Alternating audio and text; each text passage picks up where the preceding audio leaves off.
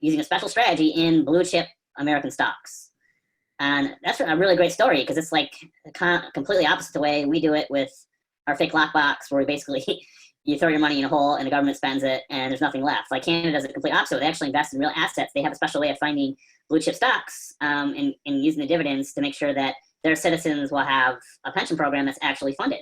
The problem was, like, Americans can't actually get in that pension program because it's only for Canadians. But what he did is he discovered kind of a loophole, which is like if you actually take that strategy and construct it yourself, you can actually replicate the Canadian version of Social Security yourself and have all the benefits of that. So that's a great story, I think, of what we're talking about today, of sales detective work. Like, this was something that he found on his own. Like, it was out there somewhere. I don't remember exactly how he found it. If it was on a website or an article or a book or what, and was able to use that story to reframe what was kind of a boring, ordinary idea into something that everybody, at least in our audience at Agora Financial, really would be extremely interested in learning about, because who wouldn't want to legally piggyback on Canadian Social Security and get free money, which is basically the promise of the promotion. So Ryan, how did, during the research phase, like, do you remember how this idea first came up?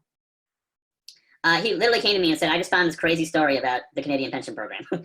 And like, that was my first conversation, which I think is interesting because it's like the first line of the sales letter. And he's like, it was trying to find different people that have used similar strategies to what the ad or the newsletter is using. And he's like, he found the ultimate piece of social proof where he found an entire country using a very similar strategy.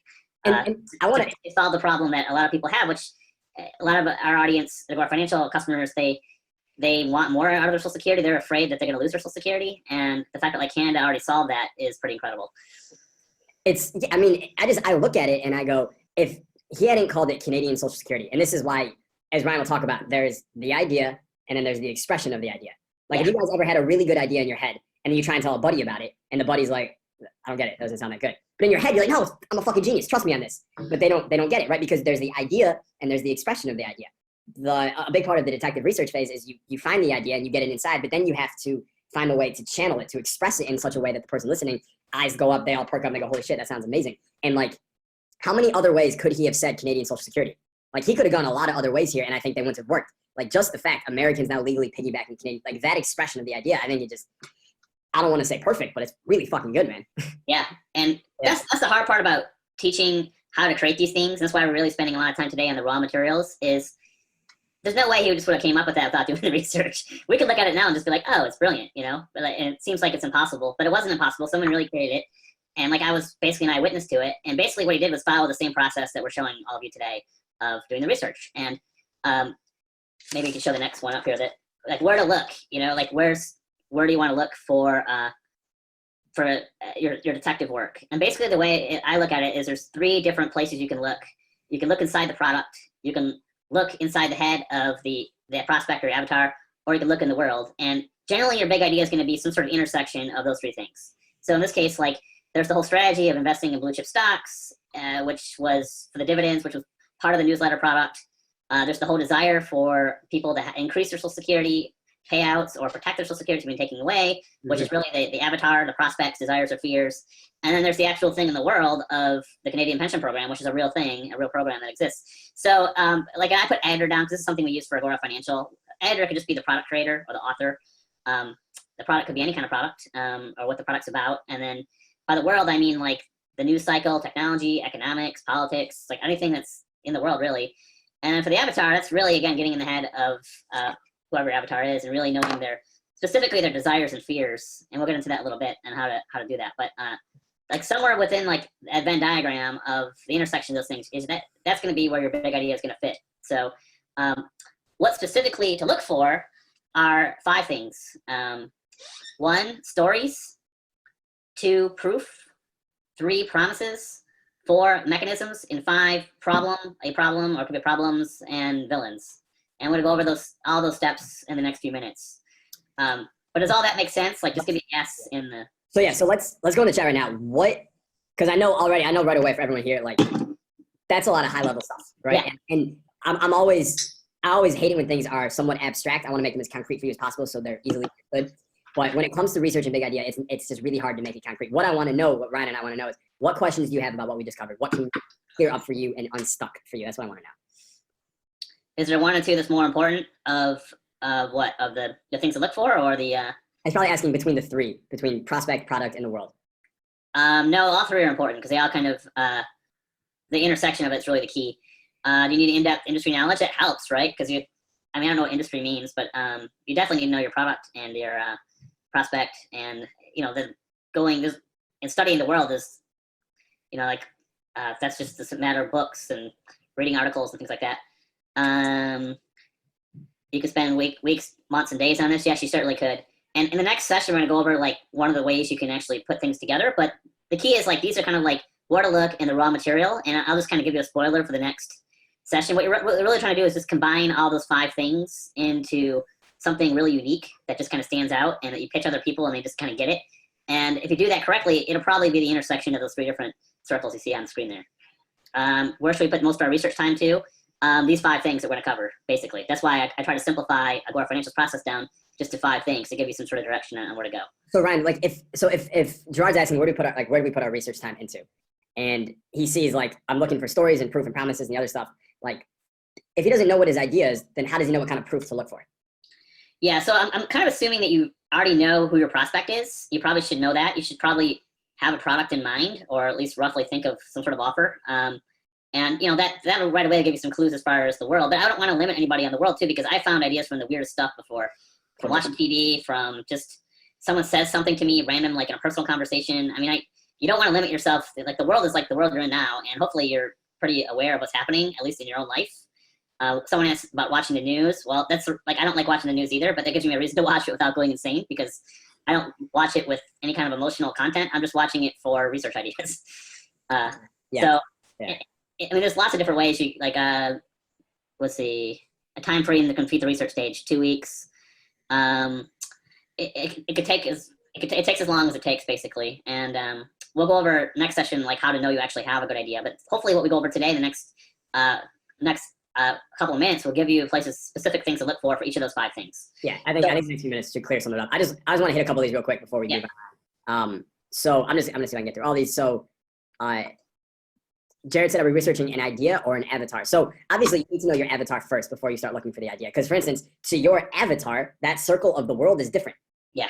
Right. The reality of your avatar, I mean, what he pays attention, she pays attention to, is different than for someone else. So like Sean, I saw you ask, does this mean I'm going to start watching the news? I try and stay as far away from the news as possible. So Sean, I don't watch the news at all because my avatar is 28 years old and he's a conservative and he doesn't really give a fuck about the fake news. Right. So he's not watching it. So I don't need to watch it. For Ryan and Agora, their audience, their Grandpa Kurt, he's 65.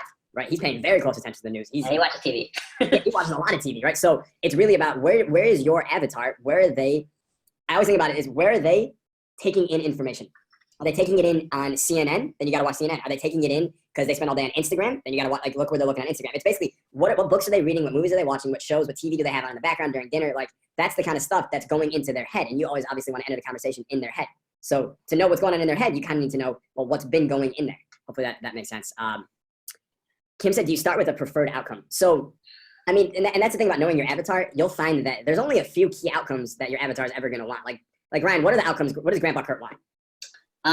He either wants to make money fast or he wants a steady flow of income to either replace what he used to have for a job or to make him feel secure, just for the future in case like Social Security gets taken away. Those are really 2 things he's trying to do: get rich quick or replace his income. Yeah. So and think about that. So get rich quick or replace his income.